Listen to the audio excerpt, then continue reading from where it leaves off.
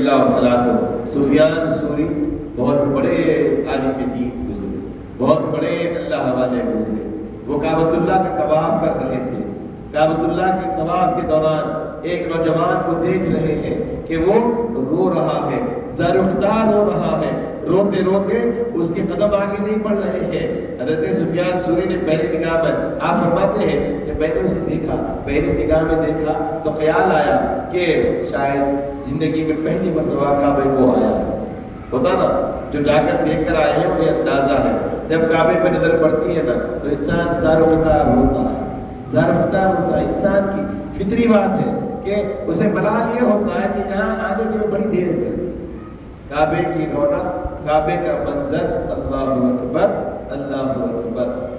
یاد رکھیں اس بات کو، کعبہ وہ شان والی جگہ کا نام ہے۔ جب کعبے کے قریب جاتا ہے انسان تو کیا چیز ہے دنیا کعبے پہ پڑی جب پہلی نظر، کیا چیز ہے دنیا بھول گیا، کیا چیز ہے دنیا بھول گیا، انسان بھول جاتا ہے۔ تو حضرت سفیان ثوری فرماتے ہیں کہ میں نے اس نوجوان کو دیکھا، رو رہا ہے، رو رہا ہے، روتے روتے اس کا برا حال ہے۔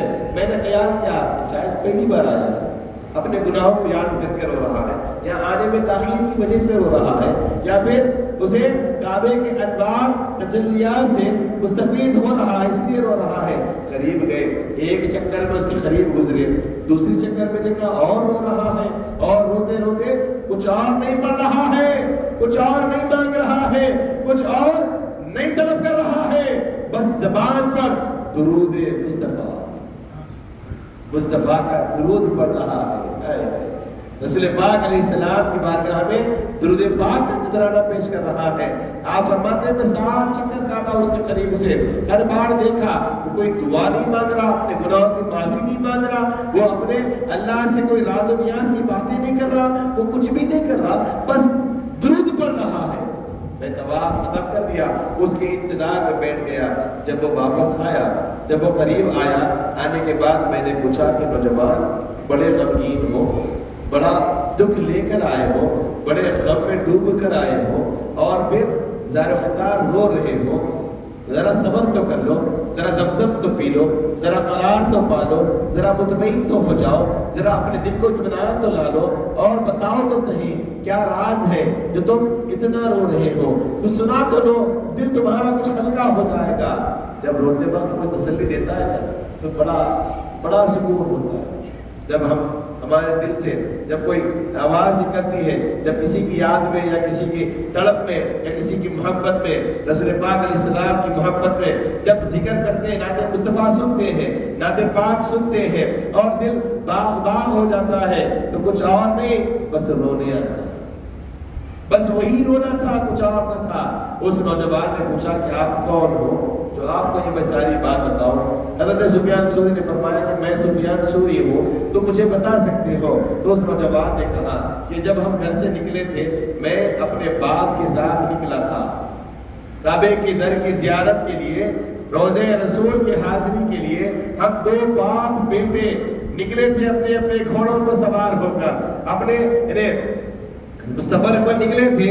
راستے میں اچانک میرے باپ کی مزاج خراب ہو گئی، اور میرے باپ کی مزاج اتنی خراب ہو گئی کہ وہ مرنے کے قریب ہو گیا، اور میں حیران یہ رہ گیا کہ موت تو آنی سب کو ہے، لیکن یہ کیا، میرا باپ جو ہمیشہ نمازی پرہیزگار تھا، آج یہ کیا ہو گیا کہ اسے موت کی سختی نے گورے رنگ سے سیاہ اور کالا بنا دیا۔ اللہ اکبر۔ موت کی جو سختی ہوتی ہے نا بڑی سخت ہوتی ہے۔ قرآن مجید میں اللہ نے فرمایا وَجَاءَتْ سَكْرَةُ الْمَوْتِ بِالْحَقِّ، فرمایا اللہ نے سکرات کا آنا حق ہے۔ تو سکرات اس پر اس آدمی اس نوجوان کہتا ہے کہ میرے باپ پر سکرات طاری ہوا، اور سکرات جب آئی تو پھر سکرات کی وجہ سے میرے باپ کا چہرہ کالا ہو گیا۔ میں حیران رہ گیا کہ یہ کیا ماجرا ہے، غمگین ہو گیا، میرے باپ کی حالت مجھ سے دیکھی نہیں جا رہی تھی۔